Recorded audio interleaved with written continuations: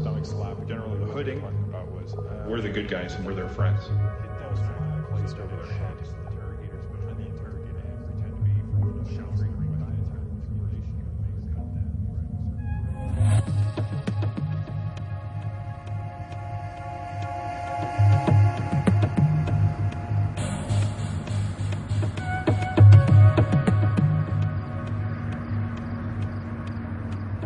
Throughout the time that I was there was pressure from above for results. They weren't worried about, are you abiding by Geneva Conventions and such. That wasn't on the daily requests from higher command. The requests that were coming down the pipeline were, how many reports have you written on what subjects?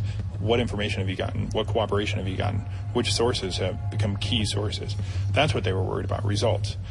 Because their mentality was, well, the longer that we've got them in detention, the more people we're going to get to break, right?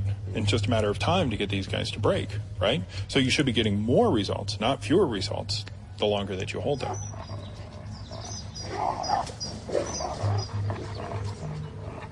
It's difficult for Tori Nelson to get work as an interrogator nowadays. Maybe because he was in Abu Ghraib in Iraq when the photos surfaced. Or maybe because he speaks so openly about the methods. When I got to Abu Ghraib in late 2003, some of these techniques that are being recommended and just preliminarily approved a year prior are now considered to be norm. Until, for example, which? Use of dogs, sleep deprivation, stress positions, meal management, light exposure, noise exposure. I don't even think those were actually listed, but maybe they are. These were techniques that were experimental at first, but then later on became commonplace. Has Guantanamo become a testing ground for interrogation techniques, which are then exported to other places? It can't be a coincidence that the same things we see in photos from Abu Ghraib in Iraq are described in documents from Guantanamo in Cuba. But what is the connection? And who exactly sent the request to use tougher methods? It appears to be the same two-star general who Bacchus had problems with. And if you look at the date, the request was sent October 11, only 2 days after Bacchus left.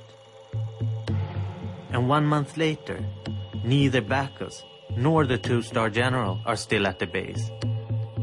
A new man has taken command, General Miller. The interrogation techniques that we use in JTF Guantanamo are approved by the senior leadership of our government. Shortly after Miller took command, Rumsfeld personally approved the request for tougher interrogation methods. He had only one objection. The inquiry requested permission to force prisoners to stand in stress position for up to 4 hours. In the margin, Rumsfeld himself scribbled, "I stand 8 to 10 hours a day. Why is standing limited to just 4 hours?" Was it like that when Bacchus left and he was soft, that's the picture of him, then down a short period, and then came Miller, who really sort of started the harsher techniques? Miller, I believe, had no difficulty with pushing from his own office to get more results.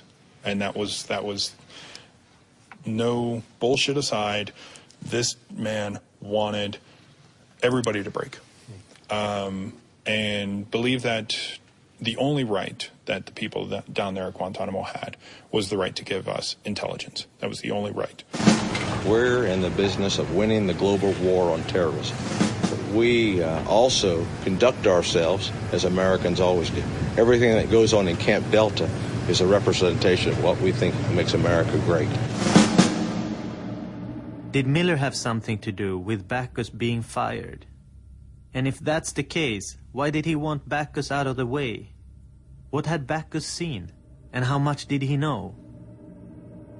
We decide to call up Backus again, and this time he is more cooperative. This is Rick Backus. I called you actually a long time ago. At that time, you didn't want to talk. I'm not at liberty to give any interviews at this particular point in time.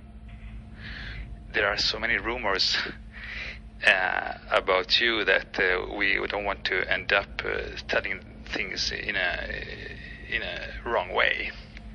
What is the timeline for your story? But in order to speak freely with us, he needs permission from the Pentagon. Is it the Southern Command or the Department of Defense? It would be Department of Defense in my case. Okay, and if they give you permission to participate, will you be available for an interview? Then I would make myself available, correct. Okay, really good. Apparently the General Backus needs to get permission from a general officer who is the chief of staff there at Southern Command. I apologize for the runaround, but we have absolutely no authority to grant General Backus the opportunity to talk to you. This is something very closely controlled at the highest level, which is OSD Public Affairs. We wouldn't advise a former commander to talk about his time at Guantanamo. But can you basically deny him to give interview? I can't tell him what to do. He's a free citizen. Okay. But it sounds to me like he has told you that if we approve it, in other words, we authorize it or we advise that it's the right thing to do, that he'll do it. I'm not advising that.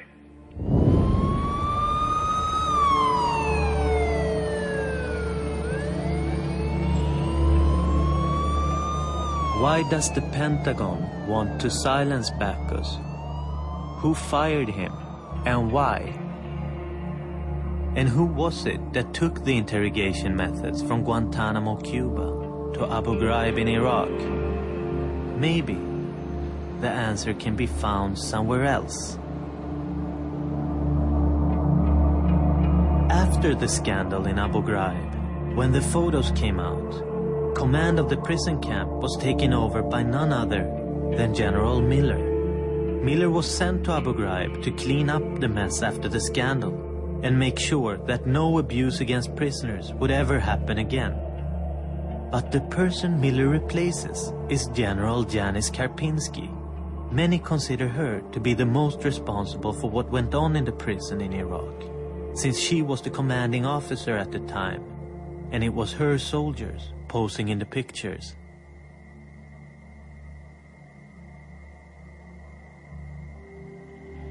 Hello? Hello? Janice? Hello? Yes. Can you hear me? Yes, but there's an echo.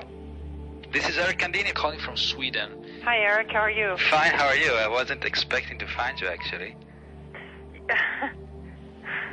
I mean, I know this is not maybe your area of interest, but you heard about the dispute between Backus and Danlave because of interrogation techniques. I think that's why Backus was fired. You think so? Yes. And see, everybody down at Guantanamo Bay under Miller, they were all required to sign a formal statement from the government, which is called a non-disclosure statement. Mm-hmm. And that means when they leave Guantanamo Bay, they can't discuss anything that they've seen or heard or participated in. Mm-hmm. I have to meet you. Are you willing to say this? I mean, are you willing to give me an interview? Yes, that's why I agreed to speak to you. Okay. Where do you live? I mean, about? I live in South Carolina, which is right on the coast.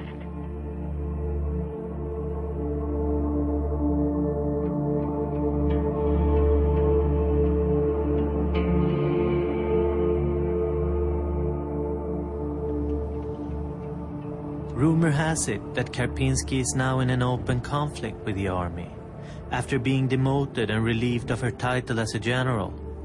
Not for the abuses in the prison. She's been found not guilty of those.